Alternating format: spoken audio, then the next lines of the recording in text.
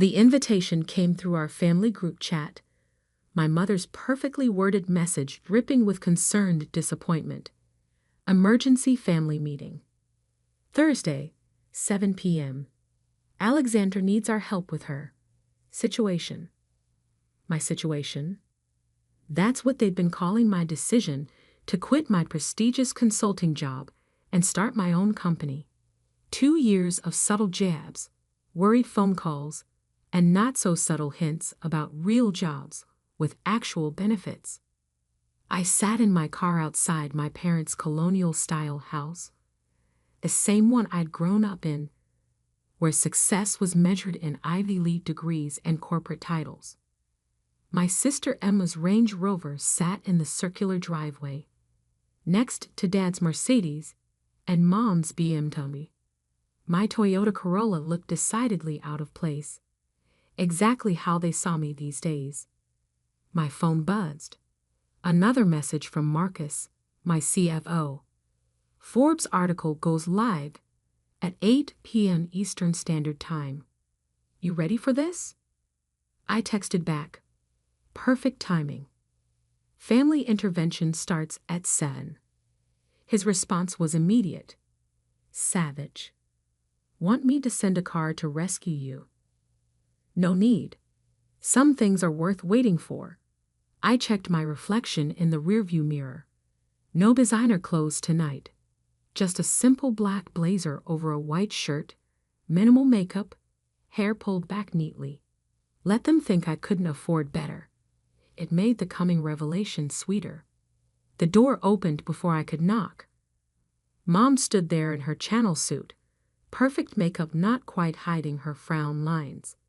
Alexandra, darling, you're late. By 2 minutes, Mom. Details matter in business, dear. She ushered me inside.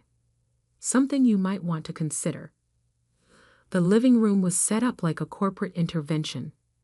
Dad in his power position by the fireplace, Emma and her husband James on the leather sofa, Mom's sister, Aunt Patricia, in the wingback chair. They'd even called in reinforcements. Ally. Emma air-kissed my cheek. Love the blazer. H&M. Thrift store, actually. I watched her try to hide her horror. Sustainable fashion. Very on trend. Dad cleared his throat. Let's get started. We're here because we're worried about you, Alexandra. About my situation? I took the least comfortable chair, deliberately facing them all. About your choices, Mom corrected. 2 years ago, you had everything. Junior partner track at McKinsey. That lovely penthouse apartment. William. Ah, yes, William. The investment banker they'd practically planned my wedding to, before I called it off to start my company. And now, Dad gestured vaguely, living in that tiny apartment, driving that old car, working on some, what do you call it? Tech startup, James supplied helpfully. Though startup implies growth potential. He smiled, all teeth, and MBA confidence. I took a look at your sector. The market's saturated. No room for new players without serious capital backing. I bit back a smile. James, who tried to get his own startup funded 3 times before falling back on his trust fund. James, who had no idea he'd been pitching to one of my subsidiary investment firms last month. James, who'd been rejected. Again. We're just trying to help, Emma added. There's no shame in admitting something isn't working. McKinsey would take you back in a heartbeat. Actually, Aunt Patricia chimed in. Barbara's daughter just got promoted to partner there. Youngest female partner in their history. She paused meaningfully. That could have been you. I checked my watch. 7:43 p.m. The Forbes article would drop in 17 minutes. You haven't even told us what your company actually does, Mom complained. All this secrecy, these long hours, and what do you have to show for it? Dad stood, assuming his CEO stance, the same one he'd used for countless boardroom presentations. We're here to discuss your failing company and plan your next steps. No more avoiding the reality. Emma's phone chimed. She glanced at it, then did a double take. Her perfectly maintained composure cracked. "Oh my God," she whispered, then louder. "Why is your face on Forbes' 30 Under 30 list?" The room froze. Mom's wine glass stopped halfway to her lips. James grabbed Emma's phone. "That's impossible," he scrolled frantically. "This can't be." Alexandra Bennett, 28, founder and CEO of Neurotech Solutions. Valued at. This has to be a mistake. $2 billion, I supplied calmly. That's the current valuation after our last funding round. Though that number's a bit outdated now. Dad sank back into his chair. $2 billion? Would you like to know what my company does now? I pulled out my tablet, opening our investor presentation. Neurotech Solutions develops AI-driven adaptive learning systems. We're revolutionizing how machines process and respond to complex data. That tiny apartment I live in, it's actually the smallest unit in a building I own. That old Toyota. I bought it because it's practical and reliable, like all good investments should be. Mom's wine glass trembled. But you never said anything. You never asked. You were too busy lamenting my failure to notice my success. I stood up, straightening my thrift store blazer. Our technology is being implemented by major tech companies worldwide. That's why I've been working such long hours. That's why I've been secretive. And that's why, in about 2 minutes, Forbes is running a feature article about how a 28-year-old woman built a multi-billion-dollar tech empire while her family thought she was failing. Emma's phone kept buzzing, notifications pouring in as the article went live. James looked like he'd swallowed something sour. Aunt Patricia was already dialing, probably calling Barbara about her suddenly less impressive daughter. $2 billion, Dad repeated, shell-shocked. Actually, I checked my phone as Marcus's message came through. Make that $3 billion. We just closed another acquisition. I'd tell you more, but I have a video interview with CNBC in an hour. They're doing a special on disruptive tech leaders. The silence was deafening. Then Mom spoke, her voice small. But why didn't you tell us? I looked around the room, at their shocked faces, their shattered assumptions, their crumbling certainty about who I was and what I could achieve. Because sometimes, I said, gathering my things, the best way to succeed is to let people underestimate you. It's amazing how much you can accomplish when no one's watching. My phone buzzed again. That's my car. Unlike my Toyota, this one's actually expensive. Comes with the whole Forbes photo shoot thing. I headed for the door, then turned back. Oh, and Emma?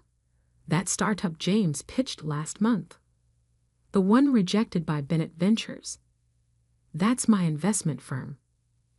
Better luck next time.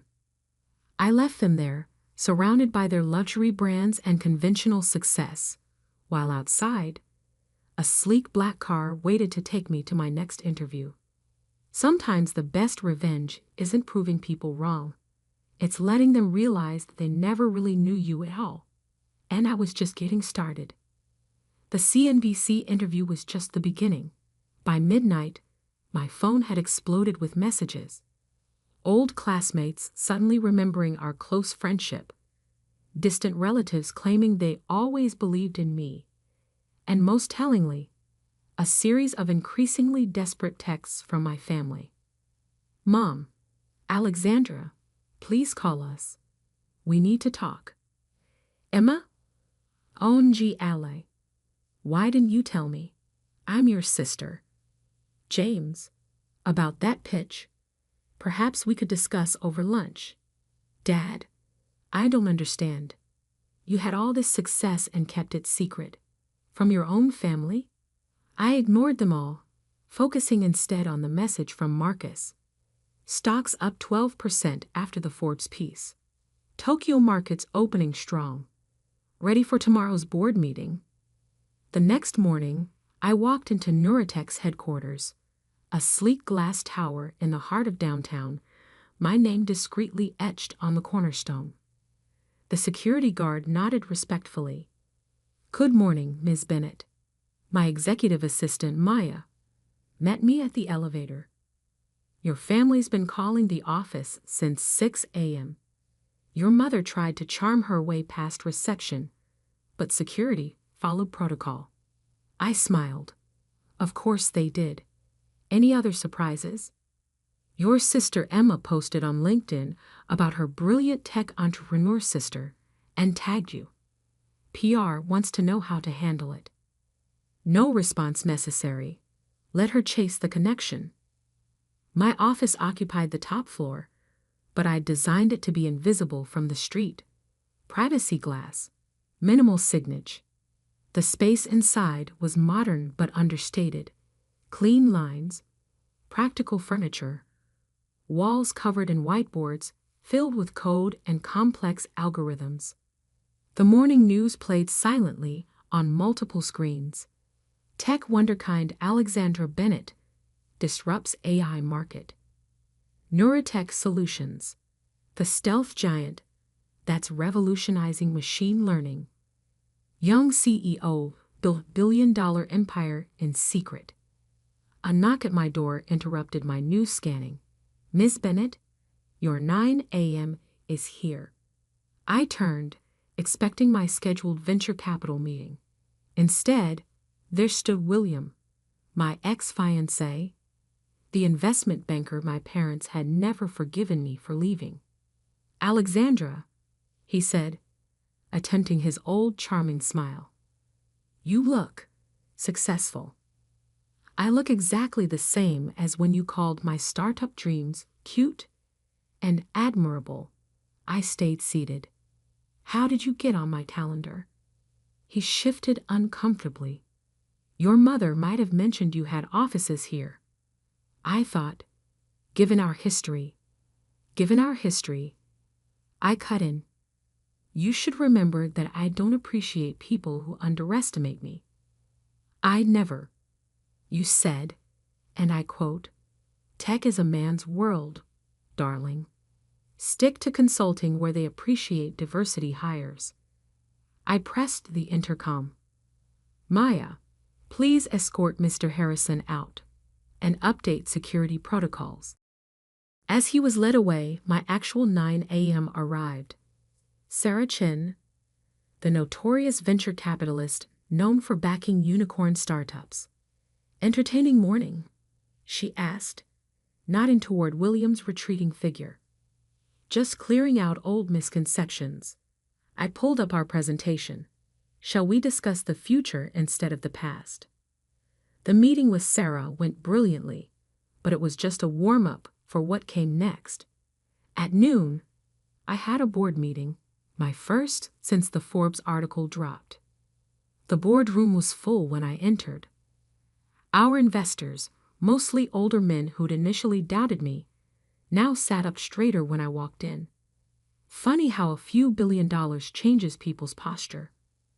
Before we begin, I said, taking my seat at the head of the table, let's address the elephant in the room. Yes, the Forbes article was strategic. Yes, the timing was deliberate. And no, this doesn't change anything about how we operate. Marcus, my CFO, pulled up our quarterly numbers. The growth charts looked like mountain ranges. Steep, impressive, undeniable. As you can see, I continued, our decision to operate in stealth mode while building our technology base has paid off. We're not just ahead of the market. We are the market. One of our early investors, A man who'd once suggested I bring in a more experienced CEO cleared his throat. The numbers are impressive, but the publicity changes things. Your family.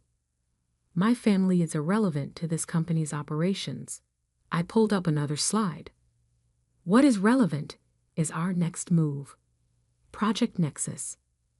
The room fell silent as I outlined our new AI architecture, technology that would make our current success look like a warm-up. Halfway through my presentation, Maya slipped me a note. Your sister's in the lobby. Says she's not leaving until you talk to her. I kept presenting, but sent a quick message to security. 5 minutes later, Emma was escorted to our smallest conference room, the one with the uncomfortable chairs. After the board meeting, I took my time reviewing contracts before finally heading down to meet her. She'd been waiting 2 hours, her perfect blowout slightly wilted, her Prada bag clutched like a shield. Really, Ally? She burst out as I entered. You couldn't have security tell them who I am. Your own sister. They know exactly who you are. I sat down. That's why they followed protocol. She deflated slightly. Mom's crying, you know. Dad hasn't gone to work. They feel betrayed. Betrayed? I raised an eyebrow. By what? My success? My independence? Or the fact that they can't take credit for it? It's not like that. We're family. We should have been part of this. Like you made me part of your life? All those family dinners where you and James talked about your achievements. Those charity galas where Mom introduced you as my successful daughter and me as Alexandra. She's finding herself. Emma flinched. That's not fair. We didn't know. Because you never asked. You were too busy feeling superior to actually see what I was building. And now, she gestured around. Now that we know, can't we start over? James would love to collaborate. Ah, yes, James. I pulled out my tablet, opening his pitch history. 3 failed startups, 2 SEC warnings for questionable trading practices, and a trust fund that's dwindling faster than his excuses. That James. Her face reddened.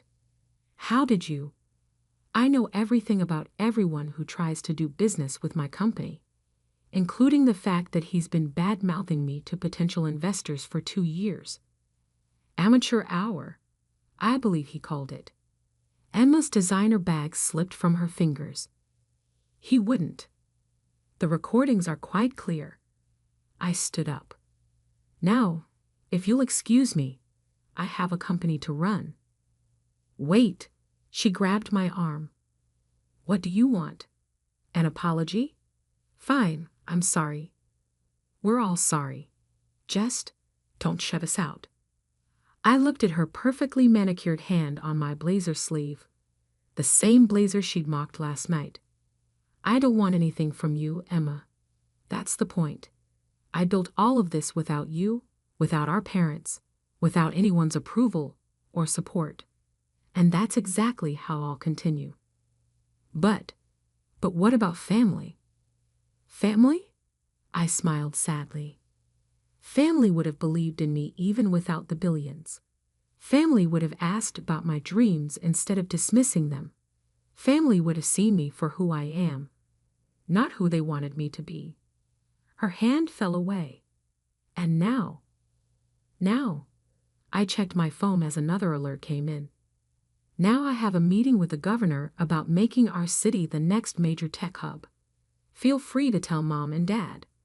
I'm sure they'll suddenly be very interested in my situation. As I walked out, leaving Emma in that small conference room, Maya fell into step beside me. Your parents are holding another family meeting tonight, she said, checking her tablet. Your aunt's already called 3 reporters trying to claim she mentored you. I smiled.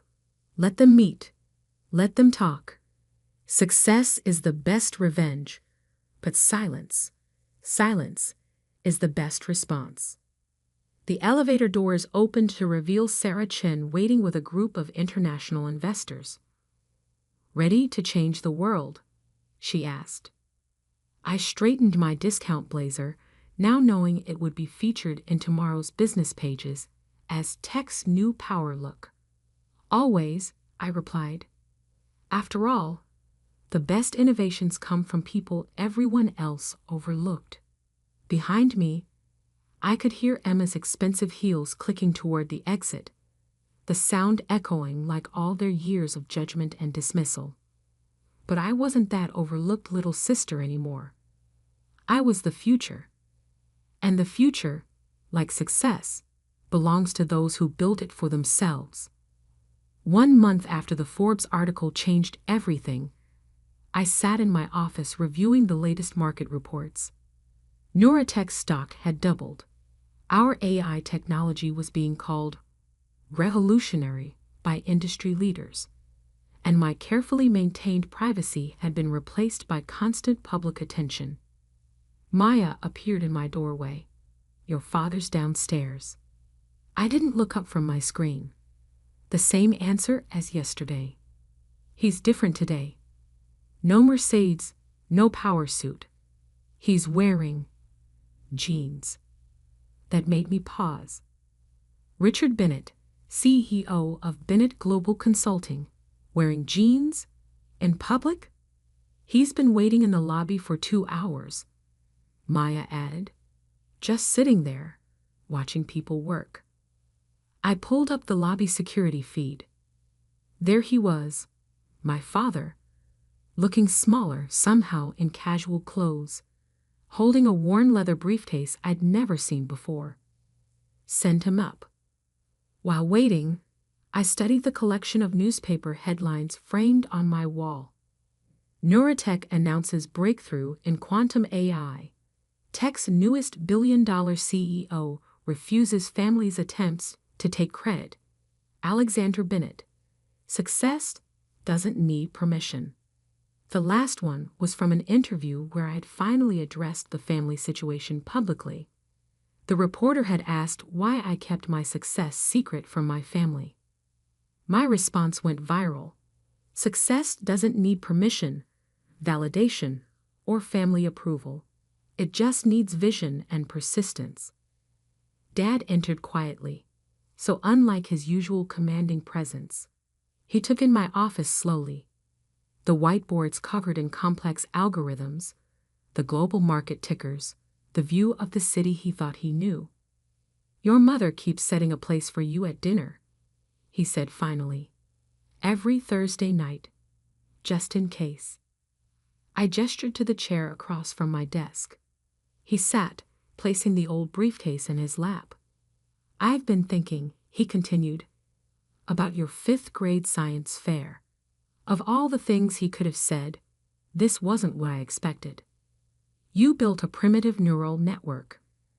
Used it to predict weather patterns. Everyone else had volcanoes made of baking soda or plants growing toward light. You had algorithms." He smiled faintly. "You won first place, but I missed it. Had a board meeting. I remember. You know what I don't remember? Ever asking you to explain how it worked, or why you were interested in AI, or what you dreamed of creating." He opened the briefcase and pulled out a stack of papers. "So I did some research." He spread them on my desk. Patents, academic papers, early business proposals. My work, dating back years. "You filed your first patent at 19, he said. Created your first AI protocol at 22. Launched 3 successful startups under different names before Neurotech. All while we thought you were just." He trailed off. "Finding myself," I supplied. "Being difficult." He looked up, meeting my eyes. "We were wrong. I was wrong." The silence stretched between us, heavy with years of missed connections. "Did you know," he said finally, "that your mother has started taking coding classes? Basic stuff, but she says she wants to understand what you built. Emma's been reading about AI ethics. Even James. James has been trying to pitch to my competitors. I interrupted, using his connection to me as leverage. Dad's face fell. I didn't know that. There's a lot you didn't know, didn't ask, didn't want to see. He nodded slowly. Your mother wants to host a family dinner to celebrate your success. Like the last family dinner? Were you all gathered to intervene in my situation? No. He pulled out one more paper from his briefcase, like this. It was an old photograph. Me at that 5th grade science fair, standing proudly next to my neural network display. Small, serious, and absolutely certain about my path. When did we stop seeing you? He asked quietly. When did we replace pride with judgment? I studied the photo, remembering that day, the excitement of creation, the joy of making something new, the disappointment when my parents missed the ceremony. You know, I said, that project predicted weather patterns with 76% accuracy. Pretty impressive for a 5th grader. Want to know what Neurotech's current accuracy rate is? He looked up, interested despite himself. What is it? 99.997%. I turned my monitor around, showing him our latest test results. We're not just predicting weather anymore. We're modeling climate changes, market trends, population movements. We're helping governments prepare for natural disasters before they happen, helping businesses adapt to changes before they hit, saving lives, Dad. For the first time, I saw real understanding dawn in his eyes. Not just of the money or success, but of what I'd actually built. Show me, he said softly. Help me understand. I hesitated. Then I stood up and walked to the largest whiteboard. It starts with a basic neural pathway. I began drawing. But then we added quantum processing. For the next hour, I explained my life's work to my father. He asked questions, good ones, showing he'd done real research. When I finished, he was silent for a long moment. I have another confession, he said finally. Bennett Global is struggling. The old consulting model isn't working anymore. Companies want AI integration, predictive analytics. I know, I said. Your stock dropped 40% last quarter. He laughed suddenly. Of course you know. You probably knew before I did. He straightened in his chair. I'm not here to ask for help, or money, or connections. I'm here to say I'm proud of you. Not because you're successful, but because you had the courage to build something revolutionary while we were all too blind to see it. I walked to the window, looking out at the city where I'd built my empire in secret. The next family dinner, I said slowly. What if we held it here? Here? In my building. I'll give them a tour first. Show them what I actually do. No more assumptions, no more judgments. Just reality. They'd like that, he said. Then carefully. I'd like that. One condition. I turned back to face him. Everyone comes on their own merits. No plus ones. James isn't welcome. He nodded. Understood. Emma's? Figuring that out anyway. His latest investment scheme cost them heavily. I know. I'd bought their debt last week. Through a subsidiary. His eyebrows rose. You did? Why? Because Emma's still my sister. She needs to clean up her own mess. But I won't let her drown. I sat back down. Family is complicated. Success doesn't fix that. It just gives you the power to set better boundaries. Dad stood, gathering his briefcase. Thursday at 7? Thursday at 7. Tell Mom to wear comfortable shoes. It's a big building. At the door, he paused. That article quote, about success not needing permission. I'm framing it from my office, to remind me what real leadership looks like. After he left, Maya brought in my afternoon schedule and a fresh coffee. Your mother's already called 3 times about Thursday, she said. And Emma sent flowers. Donate the flowers, I replied. And Maya, clear my Thursday evening schedule. It's time to show my family what I really built. That night, working late as usual, I added one more framed article to my wall. Tech CEO redefines family business. Success is the best teacher. Below it, I hung that old science fair photo. The little girl with big dreams who became the woman who changed the tech world. Sometimes the hardest part of success isn't building an empire. It's teaching others to see you for who you've become, not who they assumed you'd be. And as I looked out over my city, watching the lights twinkle in buildings where my technology was already at work, I smiled. Thursday would be interesting. But this time, I wouldn't be the one proving anything. I'd already done that. Now it was their turn to learn.